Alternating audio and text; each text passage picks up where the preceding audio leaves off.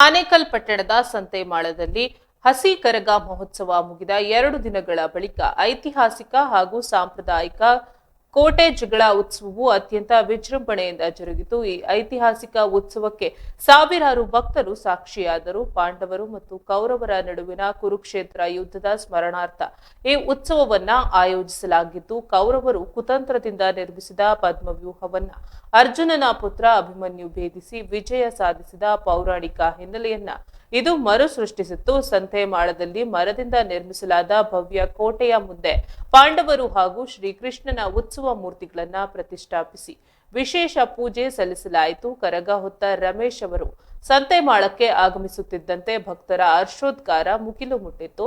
ಉತ್ಸವದ ಭಾಗವಾಗಿ ಕೋಟೆಯ 4 ಮೂಲೆಗಳಲ್ಲಿ ತೆಂಗಿನಕಾಯಿ ಮತ್ತು ನಿಂಬೆಹಣ್ಣುಗಳನ್ನ ಇಟ್ಟು ಯುದ್ಧದ ಭೀಭತ್ಸತೆಯನ್ನ ಸಂಕೇತಿಸಲಾಯಿತು.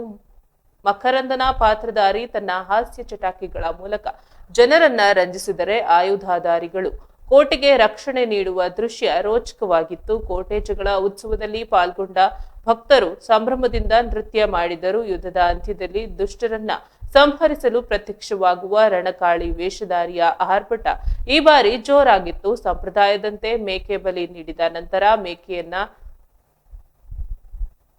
ಶ್ವಾಸಕೋಶವನ್ನ ಬಾಯಲ್ಲಿ ಕಚ್ಚಿ ಹಿಡಿದ ರಣಕಾಳಿ ವೇಷಧಾರಿಯು ಕೈಯಲ್ಲಿ ಪೊರಕೆ ಹಾಗೂ ಗೆರಸಿ ಹಿಡಿದು ಭಕ್ತರ ಮೇಲೆ ಪ್ರಹಾರ ನಡೆಸಿದರು.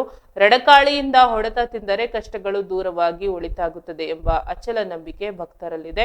ಏಟು ತಿನ್ನಲು ಸಾವಿರಾರು ಜನರು ಮುಗಿಬಿದ್ದಿದ್ದರಿಂದ ಸಂತೆಮಾಳದಲ್ಲಿ ಕೆಲಕಾಲ ನೂಕುನುಗ್ಗಲು ಉಂಟಾಗಿತ್ತು.